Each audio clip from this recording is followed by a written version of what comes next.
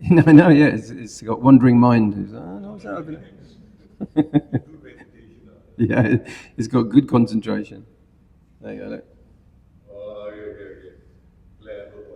Yeah. It's okay unless you get another monk who looks like me, with a white guy with a bald head and a brown one. He'll go like, "Who's that over there?" Hey, hey. I get very jealous. Hey. Unfaithful. All right. Are we all here? All right then. Okay. Let's kick off, as they say in the World Cup. You enjoying yourself? You have a nice cup of tea, warm up? Everyone happy? Having a good day? Having a good workshop? So hi everyone.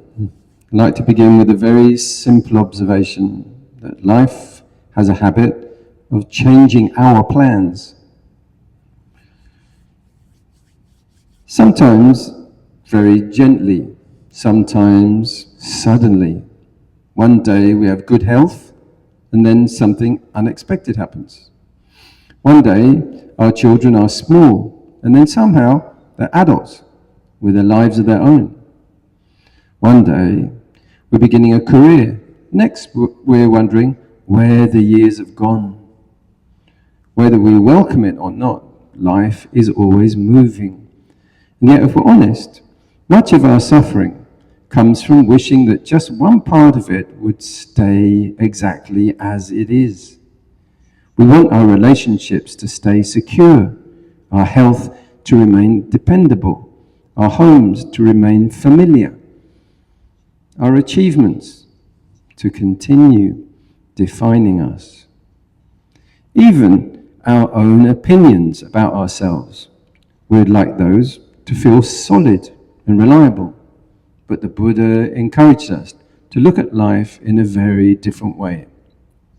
Not with pessimism, not with fear, but with clarity. He invited us to see that change is not a mistake in the system. Change is the system. The problem isn't that life flows. The problem is that we keep trying to hold the river still. Today's talk isn't really about loss. It's about freedom.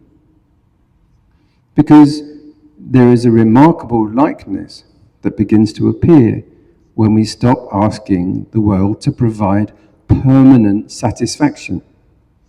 When we stop demanding certainty from what is uncertain. When we stop expecting permanence from what has always been changing. We'll explore those through stories, some humorous, some reflective, some perhaps a little surprising, and through the Buddha's own timeless insights into why we cling, why we worry, and how we can gradually loosen our grip. As we listen, you might simply notice your own life.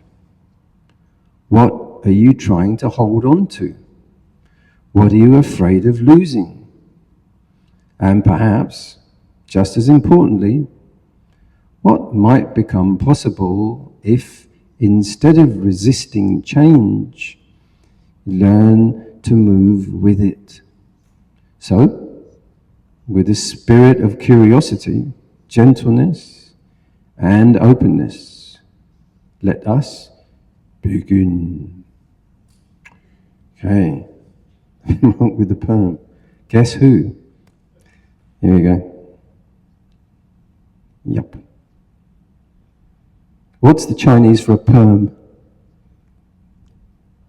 You know what a perm is? A hairdo. Ghetto tofa. Ghetto. All right. The monk with the perm. There you go. Forsha? What's a monk? On the illusion of permanence, impermanence, and the illusion of security. A long time ago, a caravan set out across a vast and dangerous wilderness, in search of a hidden treasure, said to surpass all wealth. The journey was harsh. The road stretched endlessly. Bandits and exhaustion threatened their resolve. After many days, the travellers grew discouraged. This treasure is a rumour, some said. Let us turn back before we perish. Their guide, wise and compassionate, saw their fatigue. Ahead, through his skill, he caused a magnificent city to appear, complete with gates, towers, cool water, and safe lodging. Rest here, he told them, for you have come far. Relieved, the travellers entered, regained their strength, and regained hope. When they were ready to continue, the guide revealed the truth. The city had never been real. It was conjured up magically to save them from despair and giving up. The true treasure still lies ahead, he said. And with steadier hearts, uplifted, they walked on. What is wealth without permanence? What is legacy without continuity? If identity is just memory, memory plus projection, then security cannot be fixed. Perhaps purpose lies not in securing selfhood, but in acting just ethically within an impermanent life flow. A long-bearded Rinpoche once delivered a stirring teaching on impermanence. He spoke of change, loss, letting go. In the front row, an elderly grandmother wept throughout. The Rinpoche, felt quietly pleased. He thought, the Dharma had touched her so deeply. After the talk, he approached her gently. Grandmother, have my words moved you so profoundly? Through tears, she replied, Rinpoche, when I see your long beard, I remember my dead goat. The session ended pretty quickly after that. What is the illusion of permanence? In life, often we find ourselves ensnared in the fallacy of permanence, the delusion that the current circumstances that envelop us are the constants of our existence. In the quiet grove at Savatthi, Radha leaned forward and asked a simple question. They speak of a being. What makes a being? The Buddha did not answer with philosophy. He answered with a shift in vision. Radha, he said, when someone clings to the body, to feelings, to perceptions, to plans, to consciousnesses itself, then we speak of a being. Where there is clinging, there is the sense of someone who is. Then he painted the scene. Picture children on a beach building sandcastles. As long as they love those sandcastles, they guard them, they shape them, call them mine. But when interest fades, they crush them with their hands and feet, stamp all over them, walk away laughing. So too, he said gently, learn to loosen. When craving ends, the burden of being ends with it.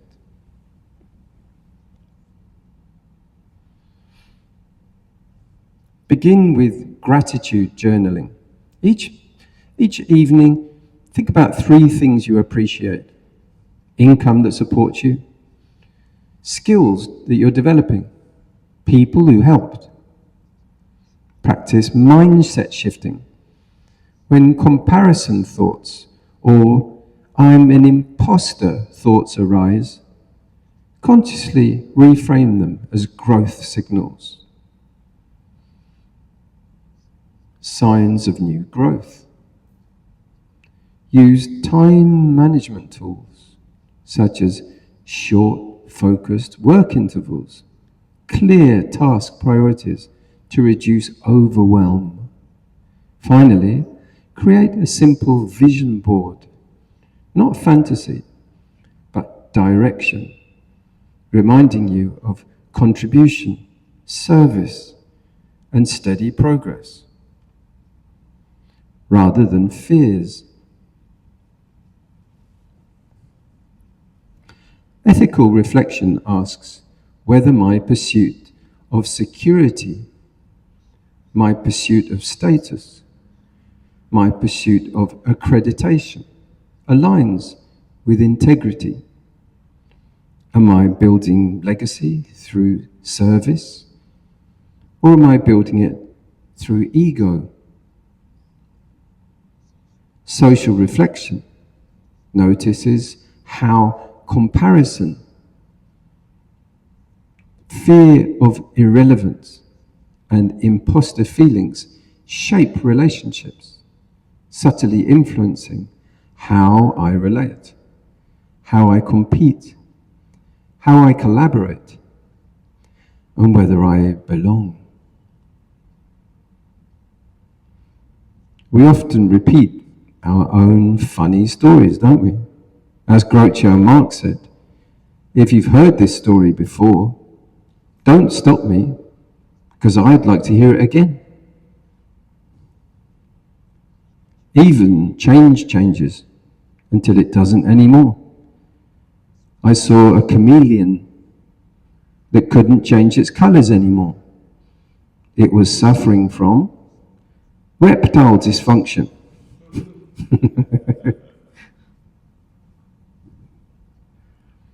At 47, Helena Markovich left a prestigious compliance role in a Brisbane high-rise, walking away from bonuses, a title that impressed strangers, but it drained her.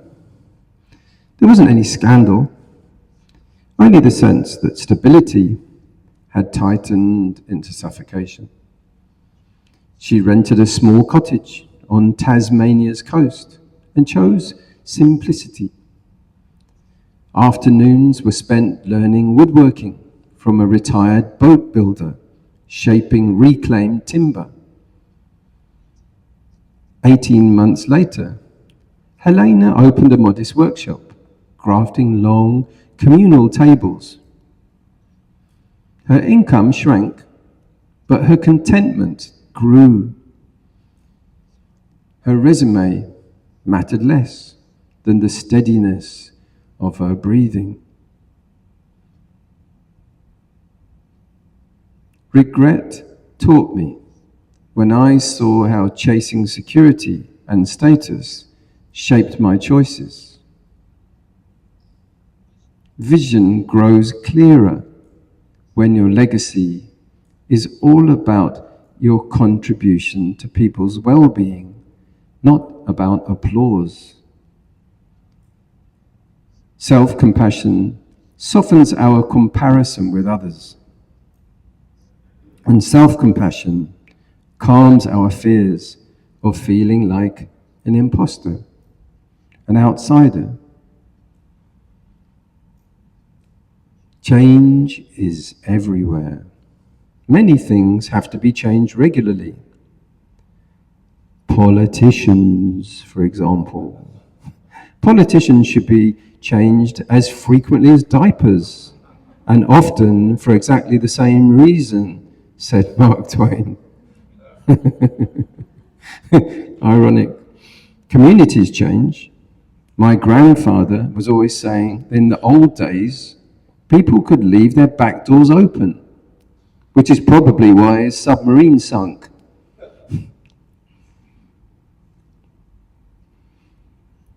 A man is stranded for months on a desert island. Suddenly, a beautiful woman walks out of the ocean wearing a wetsuit, saying, "You've been here a very long time. I bet you'd like something to eat." He said, "Yeah." So she unzips a pocket and she pulls out this beautiful, big, thick sandwich. Then she says, "I bet you'd like a drink." He says, "Yeah." So she unzips another pocket and pulls out a drink flask. She then says, "I bet you'd like to play around," and starts to pull down the main zip. He says, "Don't tell me you have got a set of golf clubs in there as well, have you?" That's not a very monk joke, is it? They say. Alan Watts said, "The only way to make sense out of change is to plunge into it, move with it, and join the dance." As the Zen proverb goes, let go or be dragged. I was offered a lovely residency. It had a courtyard. In the walled courtyard was a lovely tree. The tree gave abundant shade. It was all perfect, so zen. It seemed it could last forever. And then my time came to an end. The family owners, they invited another monk, a Zen calligraphy monk. I assumed they admired his bold, decisive strokes, with the ink and the brush. So, next, what happened was, those really fast Zen things that they make, those kind of things. But while he was staying there practicing his calligraphy, he found the light not quite right. It's just a bit too dark. Just not quite the right natural light. If it was just a little bit more cleared outside, and in a moment of bold decisiveness, he took an axe and chopped down the beautiful tree. The keys were returned shortly afterwards. So it wasn't such a good thing after all. There's a traditional Buddhist teaching, the Five Remembrances, to help us face the reality of life. I am of the nature to grow old. I cannot avoid aging. I am of the nature to get sick. I cannot avoid sickness. I am of the nature to die. I cannot avoid death. All that is dear to me and everyone I love are all of the nature to change. There is no escaping being separated from them. My actions are my only true belongings. Change is never painful. The resistance to change is painful. As the ancient Greek philosopher Heraclitus said, Nothing is permanent except change. Heraclitus reminds us that the only constant in life is change. Resisting it leads to struggle, but embracing it brings growth. Accepting impermanence allows us to adapt, evolve, and live with greater peace. A poodle and a Labrador are walking down the street, and the poodle says, "My life is a mess. My owner's mean. My girlfriend's having an affair. I'm just so nervous." The Labrador suggests, "Go see a psychiatrist." "I can't," said the poodle. "I'm not allowed up on the couch." Working in England for a sound and events crew at the vast mansion on the grounds, while I was there was an old gardener man. I chatted with the gardener, who said the father was self-made, but trouble was brewing. He was a millionaire. The only child, a daughter, had holidayed in Tunisia, drifted to a beach party, and under a romantic moon, well, one thing had led to another. She was pregnant. The young Tunisian was now set to inherit the whole place. I saw him staggering towards me, stoned after smoking drugs, and asking only, "Is there any tasty food in those boxes you're pushing?" So, it was all going to go up in smoke. Do you think it had all been worth it? Albert Einstein said, "The measure of intelligence is the ability to change." Ask yourself, am I becoming more flexible? Am I prepared to let go? A man walking along a California beach found an old lamp and rubbed it. Out popped a weary genie. "Fourth time this week," he said. "What? Yeah, okay, but you only get one wish. I'm tired." The man thought carefully.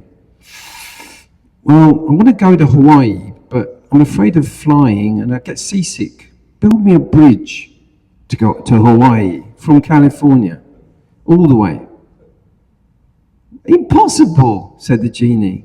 "The Pacific Ocean is too deep. The engineering alone, no way." No, try again. Give another one. Do another one." The man nodded. "Okay. I've been divorced 4 times. Okay, my wish. I wish I could truly understand the opposite gender." Women in his case. The genie paused. "The bridge. So do you want 2 lanes or 4?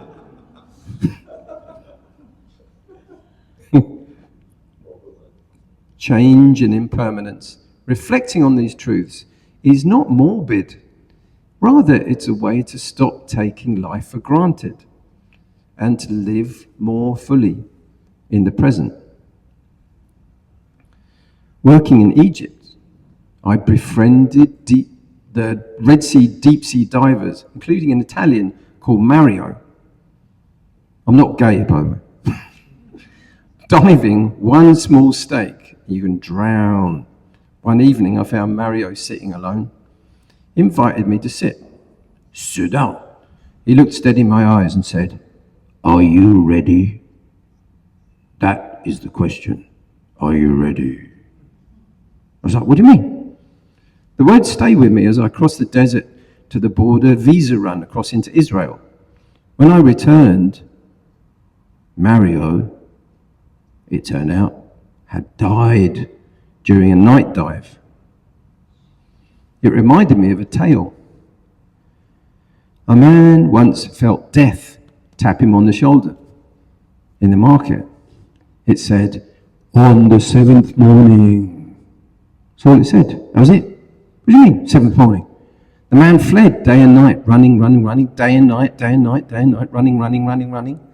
At dawn on the seventh day, far, far away in a forest, he felt another tap. Ah, he said, how did you find me? Death said, I don't know. I was told I'd meet you here. You can't run away from it. Every day, take a pause and consider how unpredictable many deaths you knew about were. These people's deaths, did they know? Were they ready? Every day, note that nothing is the same as before. Everything has changed, is changing, will change. Every day, while life has form, it will continue to run on and on. While it has fuel, every day, practice letting go. Give away. See how easy it is, how much you're attached.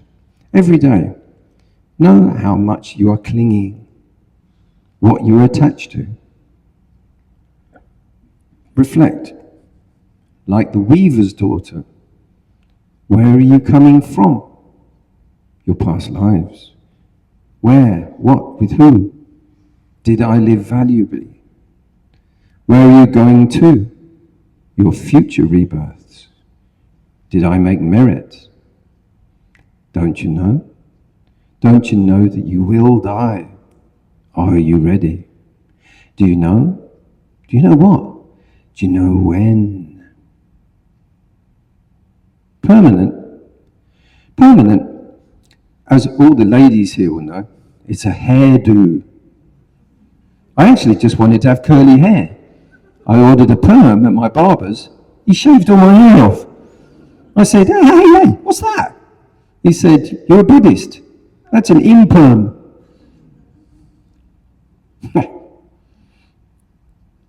At the boss's funeral, death. At the boss's funeral, a disgruntled, angry, bitter employee kneeled next to the coffin and whispered, who's thinking outside the box now, Frank?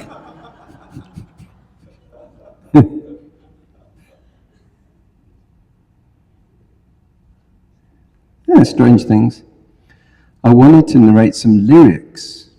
In it, a man had a strange premonition. This was written in 1974. Remember, 1974, a long while ago. Here's the lyrics.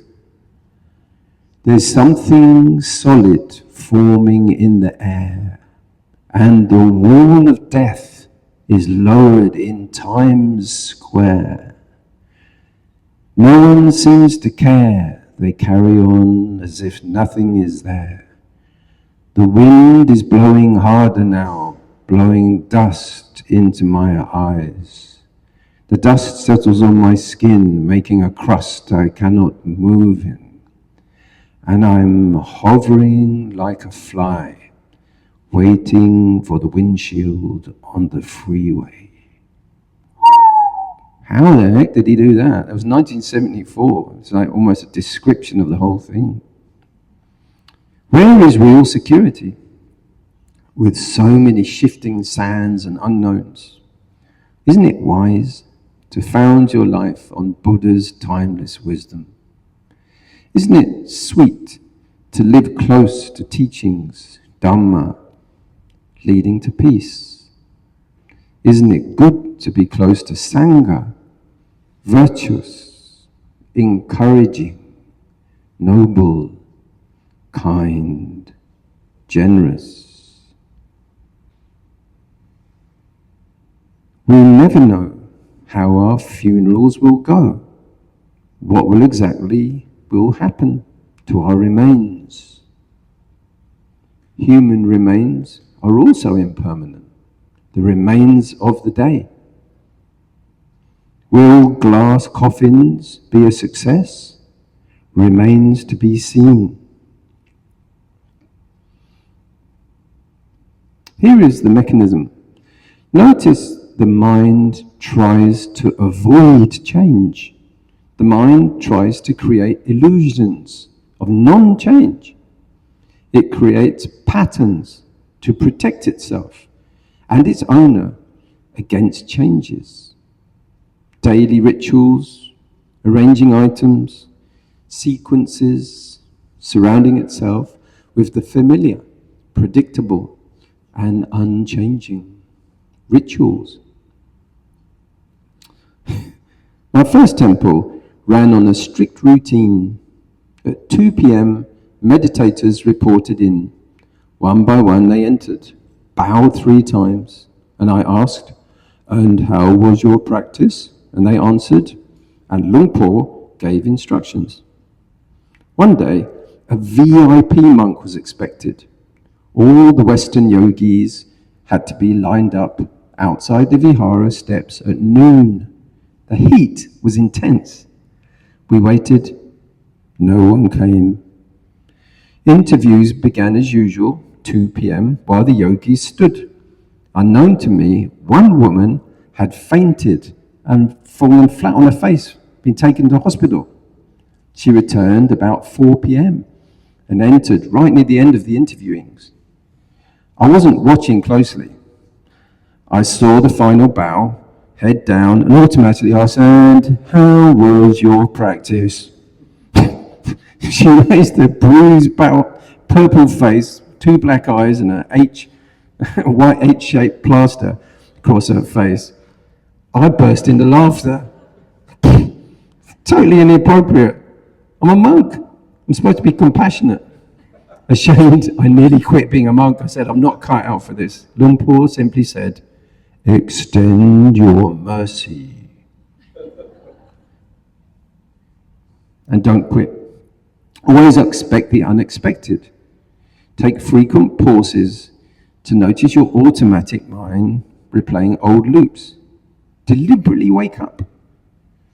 Examine fatal disasters. Were they expecting that earthquake? Venezuela? They were busy, worrying about next shopping list. Or Jollibee in Philippines. Recall that atoms are mostly empty.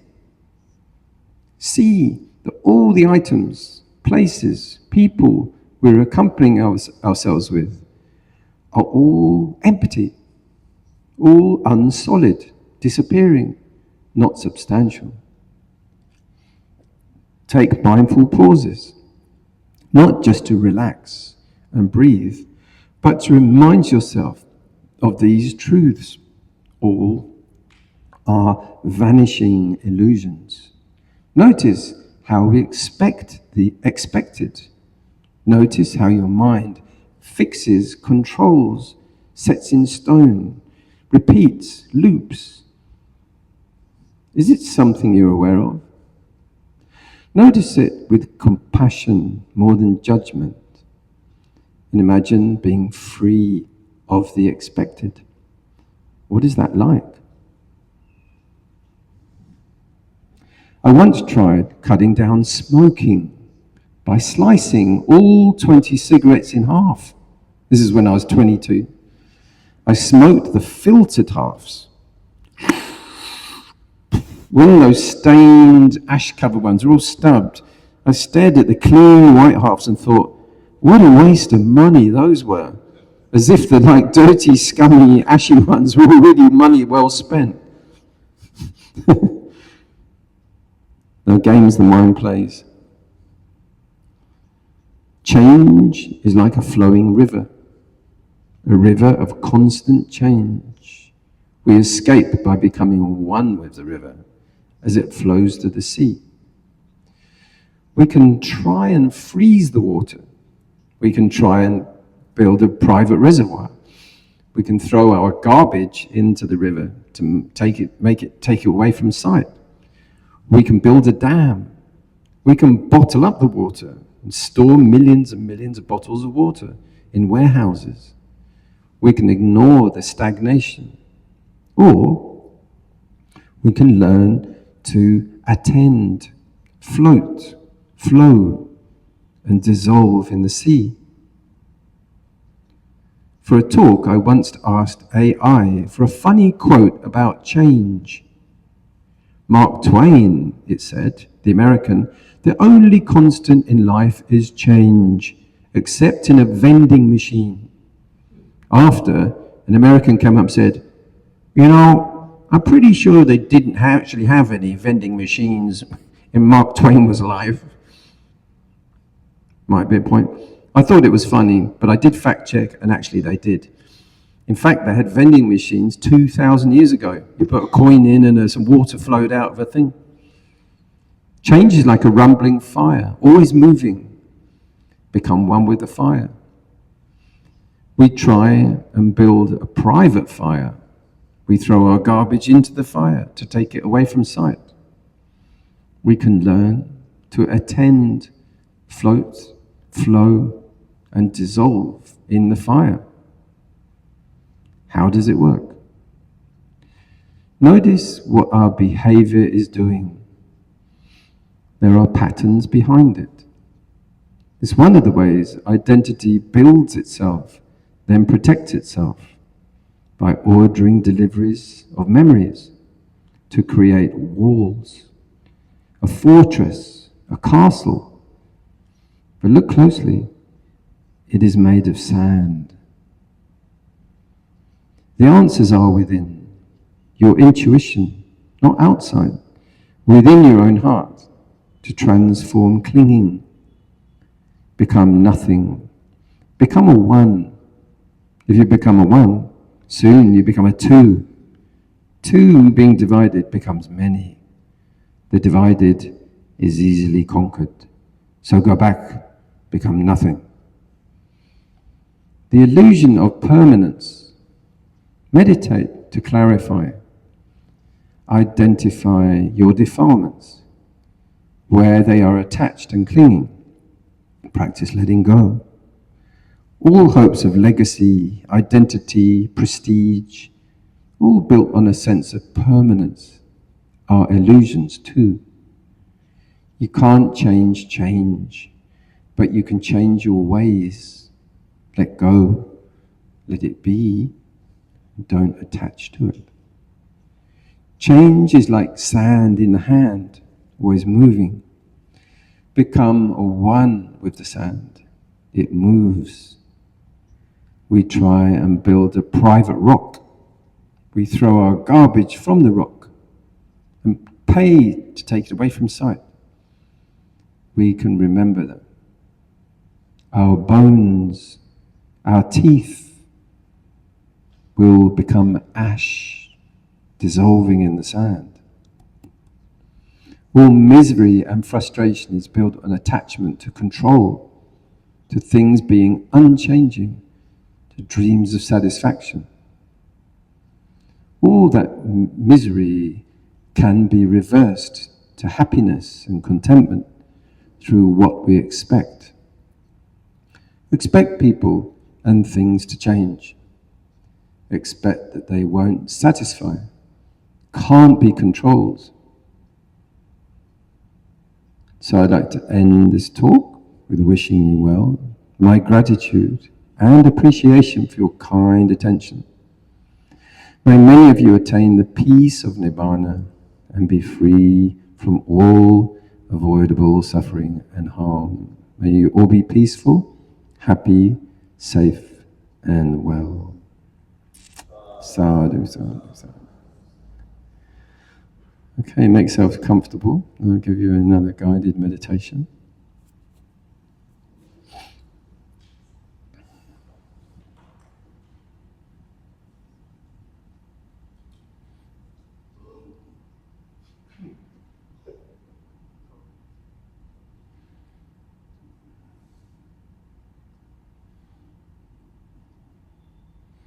A few suttas you can follow up on, lots of those themes in there.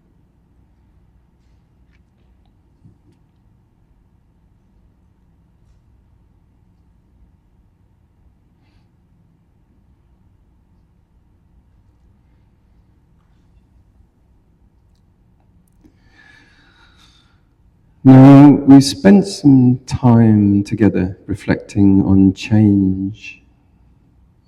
Not simply the change that's happening around us, but the changes happening within us or of us.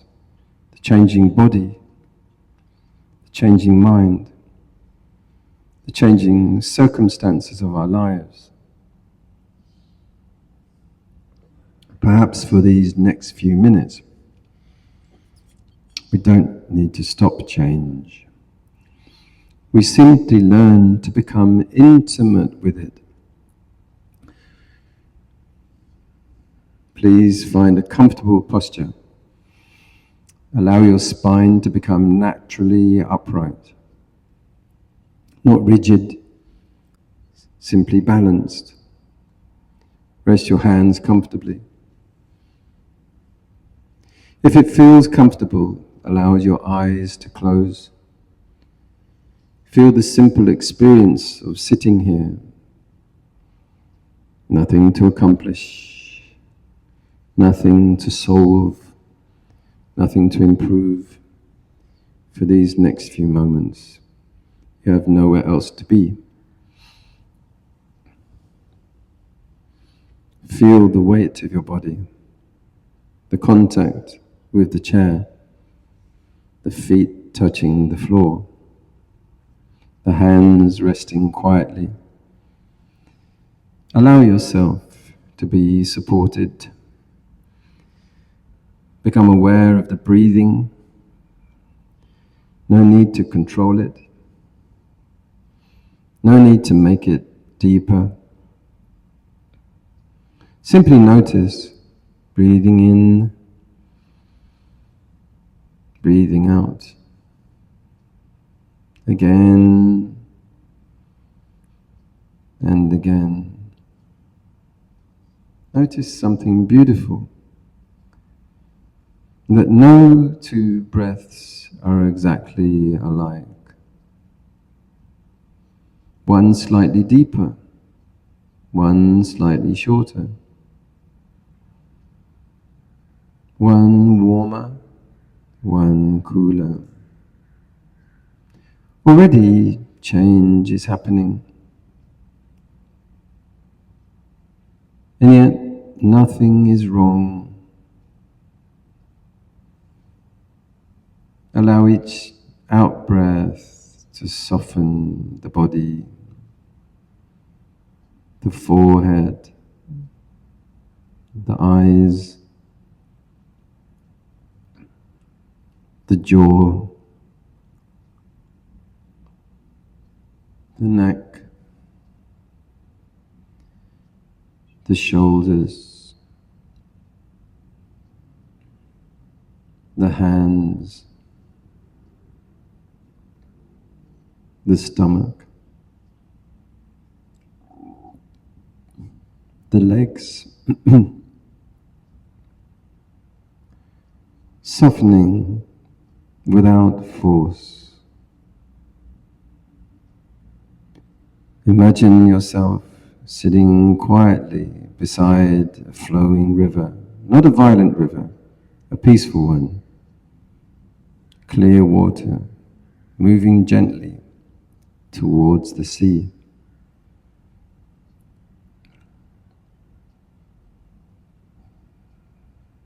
Watch a leaf fall upon the surface.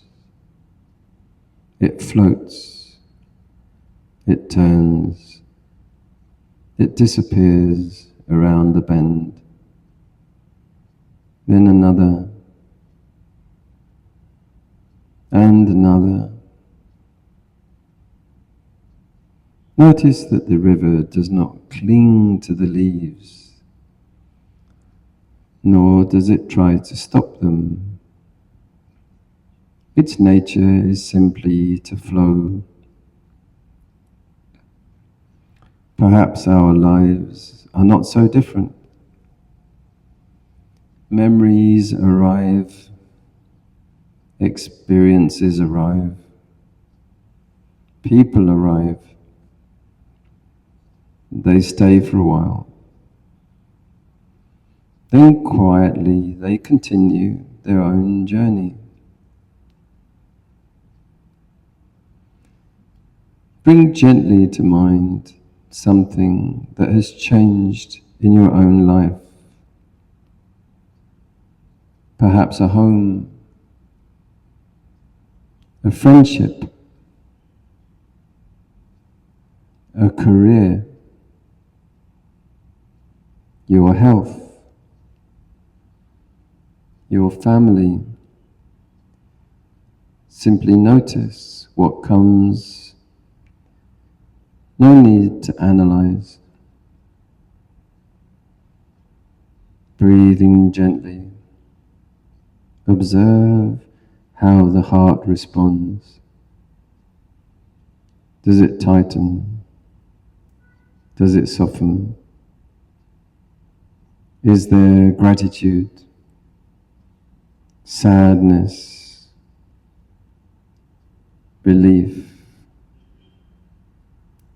longing? Simply know what is there. Now imagine holding a handful of sand, dry, golden sand. Notice how tightly you instinctively want to close your hand. Very gently clench your hand in your imagination.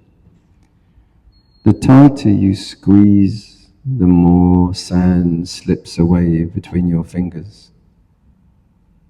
Now slowly open the hand.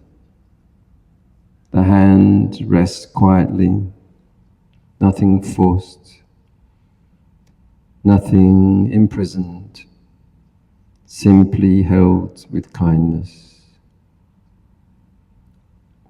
Perhaps this is how wisdom holds life.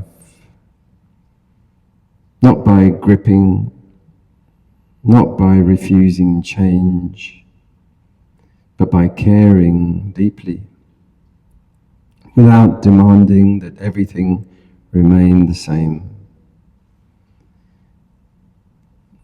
Earlier, we reflected on children building sandcastles, how carefully they shape them, how proudly they say, "This is mine." Then when play is finished, they laugh, knock them down, and run happily towards the sea. Ask yourself gently, what sandcastles have I been trying to protect? A reputation, an image, a relationship, an expectation, a dream, a possession, a version of myself. No blame, only curiosity. Notice that the castle is not the problem. Building castles is part of life. Loving people is part of life. Creating beautiful things is part of life. The suffering begins when we quietly believe they were meant to last forever. Return once more to the breath. Breathing in, changing, breathing out, changing. Again and again. Now imagine standing at the edge of the ocean. A wave comes ashore, and another, and another. No wave tries to remain. No wave complains that another has taken its place. Each wave completes its journey, then lets go.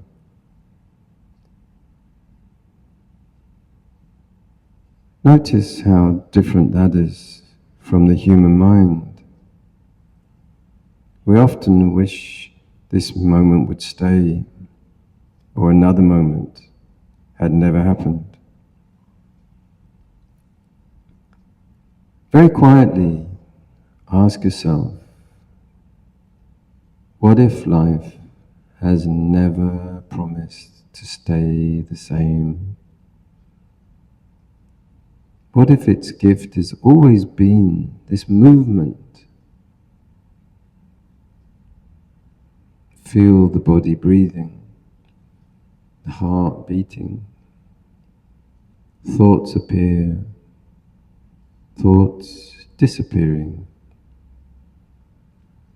Sounds arriving, sounds fading. Everything moving, everything changing, everything flowing. And through it all, awareness simply knows.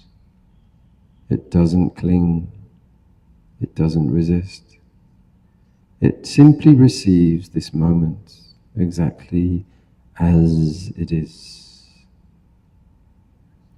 Rest quietly with the breathing, like the river, like the waves, like the changing sky. Nothing to hold, nothing to push away, simply resting within the flow of life. Remain quietly with the breathing, nothing to force, nothing to resist, simply allowing this moment to unfold. Notice that every breath is both an arrival and a letting go.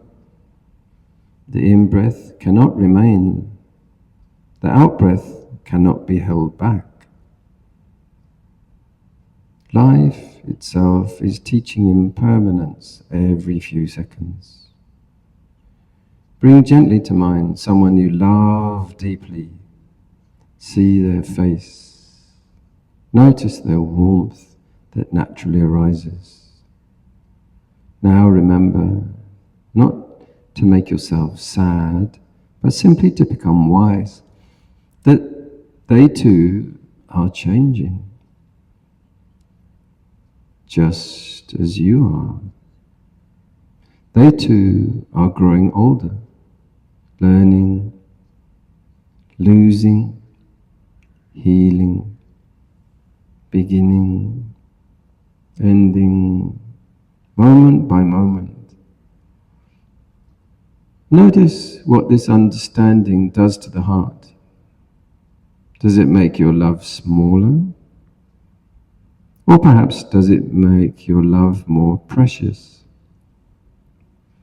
When we realize something will not last forever, we often begin to appreciate it much more deeply. Bring to mind your own body, the body that has carried you through every year of your life. Once a child, once young, now, whatever age you are today, never the same body twice. It always your companion. Rather than judging it, see if you can thank it. Thank these hands, these eyes, these legs, this heart, this breathing.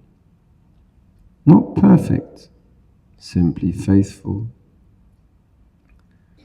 Now notice the mind itself, thoughts appearing, vanishing,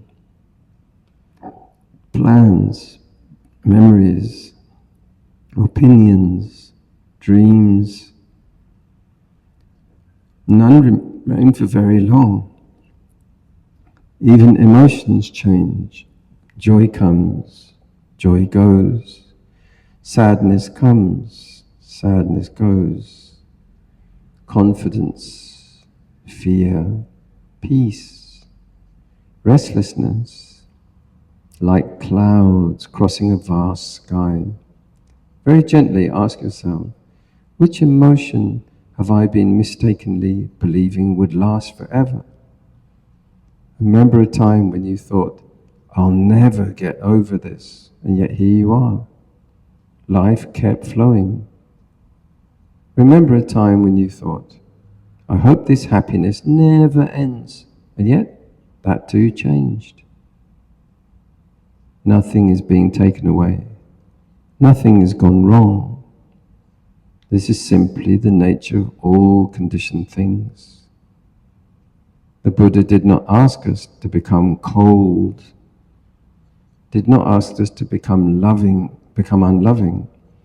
He invited us to love without trying to imprison, to care without controlling, to appreciate without demanding that today must become forever. Imagine now standing once more beside that flowing river. This time, instead of watching the water, imagine stepping gently into it, not fighting the current, not trying to dam it, simply allowing yourself to float, supported, carried, trusting. Perhaps wisdom is something like this. Not escaping the river, but learning how to move with it. Now silently repeat within yourself, may I learn to welcome change. May I release what I cannot hold. May I cherish what is here while it is here. May I meet uncertainty with courage. May I loosen the grip of clinging.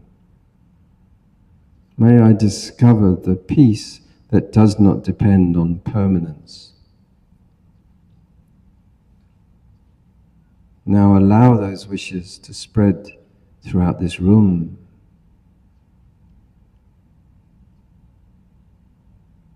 Every person here has lost something. Every person here is holding on to something. Every person here is changing, whether they notice it or not. May they all find peace. May they all find courage. May they all discover the freedom that comes from letting go. Now widen your awareness further still to your family, your friends, to those who have disappointed you, those you have disappointed, those who are frightened of growing older, to those grieving, to those beginning again, to those whose whole world changed overnight. May they all be held in compassion. May they all find steady hearts amid change. Now let your kindness expand to every living being, seen and unseen, near and far, young, old, strong, weak, joyful, sorrowful, all moving through this changing world together.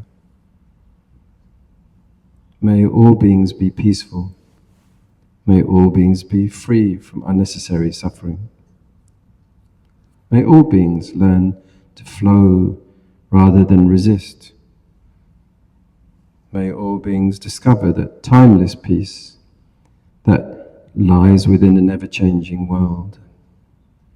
Return once more to the simple rhythm of breathing. Breathing in,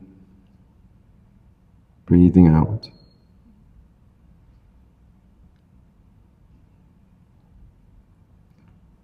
Nothing fixed. nothing missing,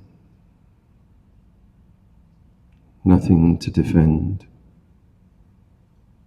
Simply living this moment. Become aware again of your body sitting here. The weight of your hands, the touch of your feet on the floor, the sounds around you, the quiet presence of everyone sharing this practice.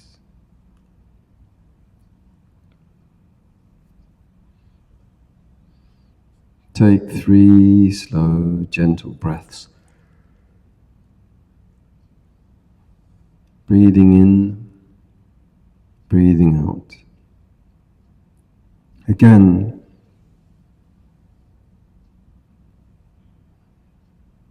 And once more.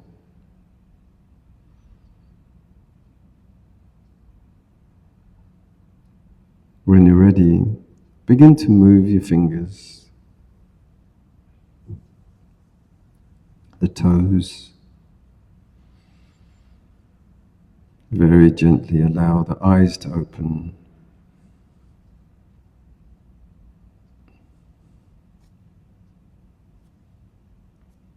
And as you sit today, don't ask life to stop changing. Instead, see if you can walk beside it with a lighter heart. Build your sandcastles. Love your family. Do your work well. Care deeply. Laugh often. And when the tide eventually comes, as it always will, meet it, not with fear, but with gratitude for having been able to build, to love, and to live at all.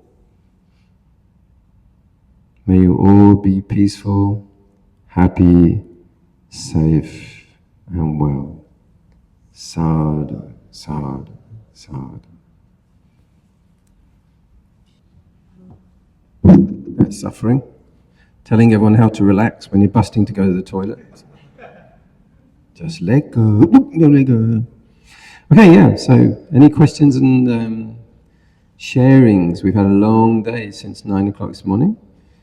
And you're very welcome to reflect. Notes in? There's a... See it? I think so, anyway.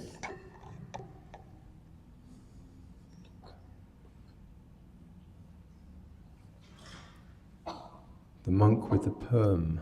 So, permanence and impermanence. Sandcastles. There was all kinds of images at the beginning of him. Isn't this? It's for you to remember. Yeah. The leader who conjured up a fantastic city so that everyone would lift up their confidence to head for it. It's like the king of Bhutan. He's doing the same thing right now, isn't he? He's trying to build a Singapore, a mindfulness city, to get them all to come back. Yeah, permanence, death. There was a lot of reflections of death, and the Mario, the diver, who did die, seemed to know ahead. That's quite often, isn't it? Some people just know. And then this one, yeah. 7 days, I'm going to come for you. Yeah. And then, yeah, letting go of some career to just go on a completely different career path that just really feels like much more natural and more simple, but taking a downgrade maybe for a simpler life, less prestige. And then this strange omen or prophecy that this lyricist, writer, 1974 seemed to foresee the whole Twin Towers thing, yeah. So there's lots in that talk. There's lots of things to reflect on that opens doors in our inquiring minds. It reminds us to do that. We go on autopilot often and we build, like castles, like it was saying, our memories, and surround ourselves with the familiar. That's why it's good to travel. That's one of the reasons it's good to travel. Experience the unknown and the weird and the different and the strange languages, and just sort of become a beginner again. You know, that's one of the most important things, keep that beginner's mind. So yeah, please, you know, question away anything you'd like to. Do you want some prompts? What are you currently treating as permanent that may in reality be changing already? It's a big question. Anyone?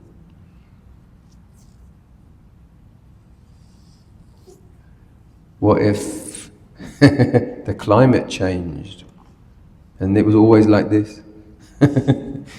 The planet sometimes rolls around. You know that planet rolls, doesn't it? Every few thousand years the planet goes whoop, and the pole shifts, and then you're going to be in the South Pole. That'd be weird, wouldn't it? Antarctic Malaysia. And we don't know what is not permanent and what's permanent. Permanent residency, what is that for real? When you feel anxious about the future, what is it that you are really trying to secure? Relationships? Legacies? Money? Stuff? The 4 C's, was it credit card, cash? What's the other one? Condo, that's right, yeah.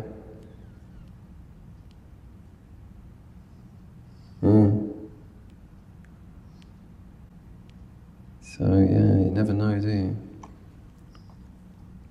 Okay, Bhante. What if wandering thoughts appear during meditation?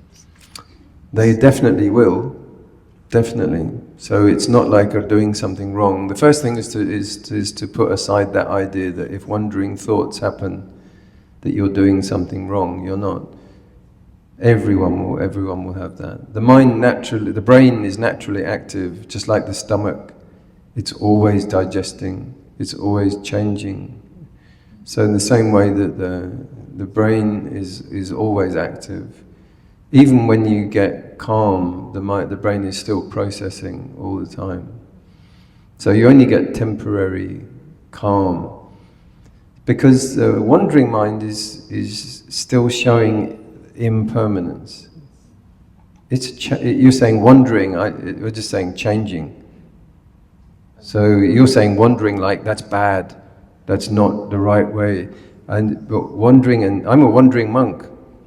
Or you're a bad monk, sit still.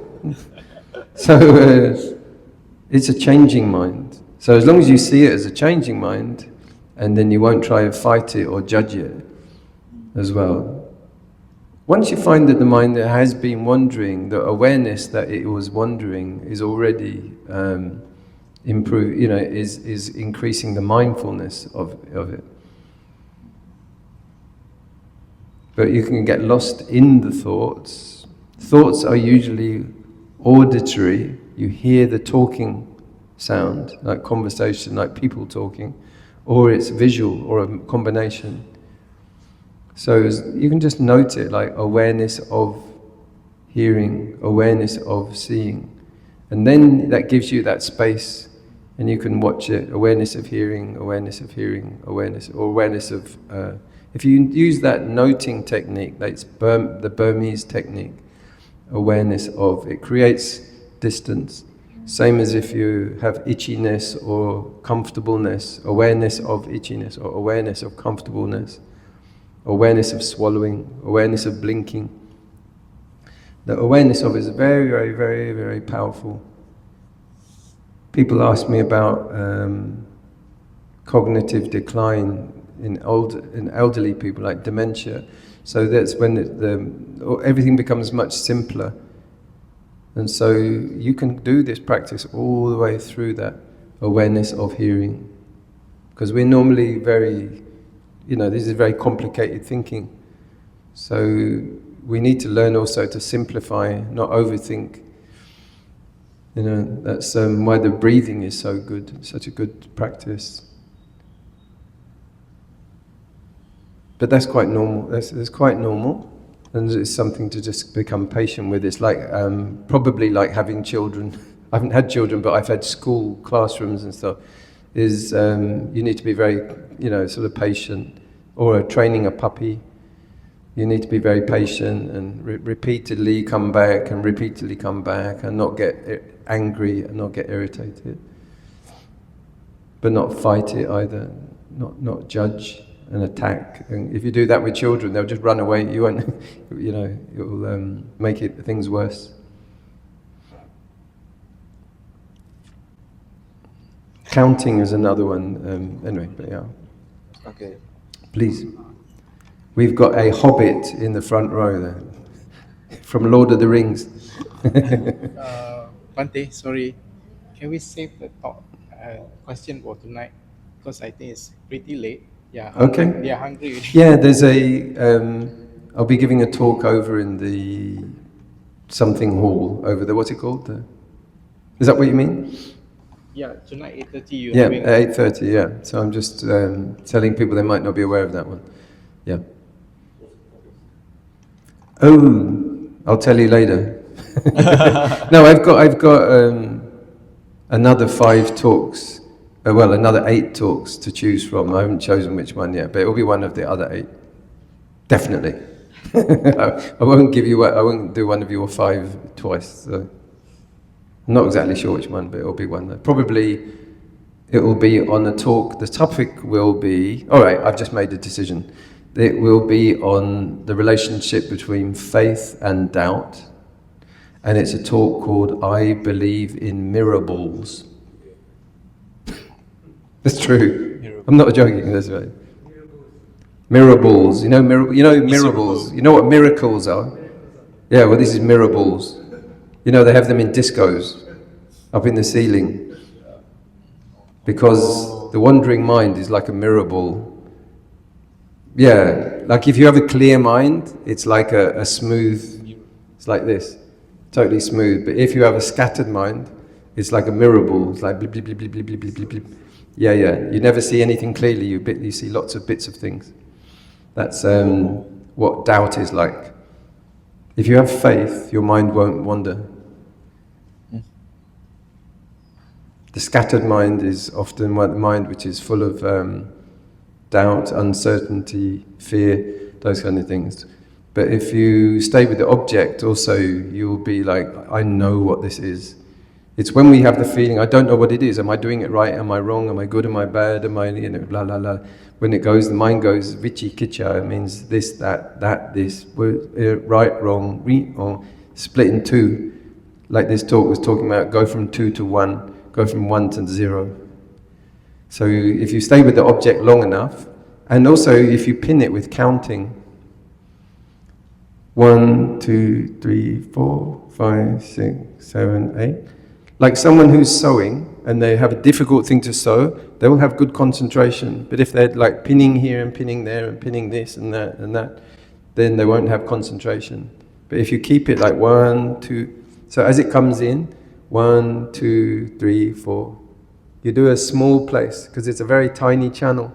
And if you keep the mind there and you count 1, 2, 3, 4 and you pull it back 1, 2, 3, 4, 5, 6, 7, 8, 9, 10, 11, 12 and you go all the way to 48 in 4s and then come back again to 1.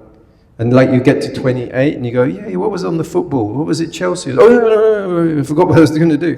You go, where did it go up to? I got up to 28. Okay, 29, 20, 29, 30, 31, 32, 33, 34, 35, 36. You just keep it here all the time.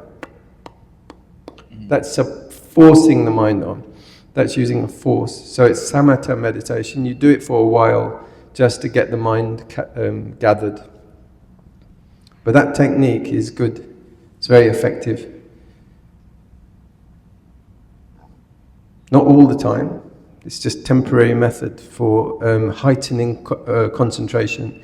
If your just mind is everywhere, you've been in the traffic, you've been chatting with your friend, you've been playing a game, watching a movie, talking about this, and you sit down, your mind will still be going like this, just going all over the place. So sometimes it's good just to go, and you just keep pinning it. You be very strict with it.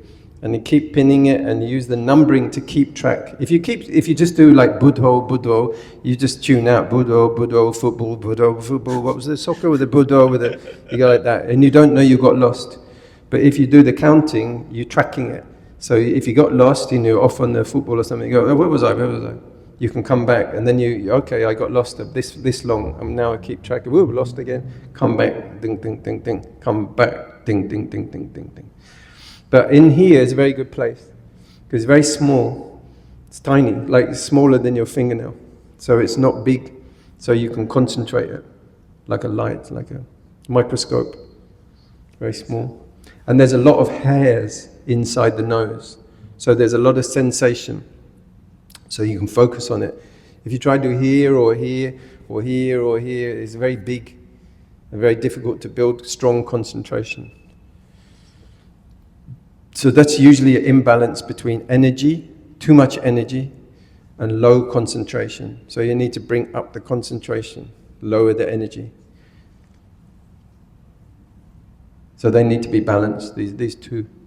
Once they're balanced, it will stay. But once there's low concentration, high energy, it's like Coca-Cola brain. It's all over the place. So, who started that question? I know I ended up there. I lost concentration. Is that your one? And then I went back over there. Oh, you asked. Yeah, you asked about this question. Okay, so it will be the topic will be about doubt and faith, and the talk is called "I Believe in Miracles" at 8:30. So it's 7:20 or 7:18 now. Okay. Sadhu, sadhu, sadhu, sadhu, sadhu.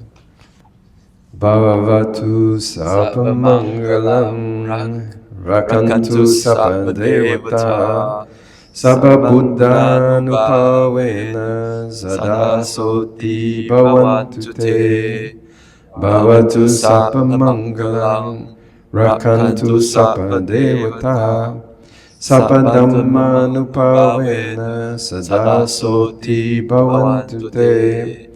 Bhavatu sapamangalam rakantu sapadevata sapasammanu bhavena sadasoti bhavantu te. Sadhu, sadhu, sadhu. Good. So be at peace. You're very welcome to come down in about an hour's time, and in the meantime have a good relaxing time. So may you all attain Nibbana, Nibbana Pachayo Hotu, Sukhi Hontu.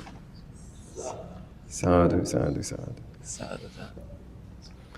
Googleicious. Let's pay respect to Bhante. First bow. Namo Buddhaya. Second bow. Namo Dhammaya. Third bow. Namo Sanghaya.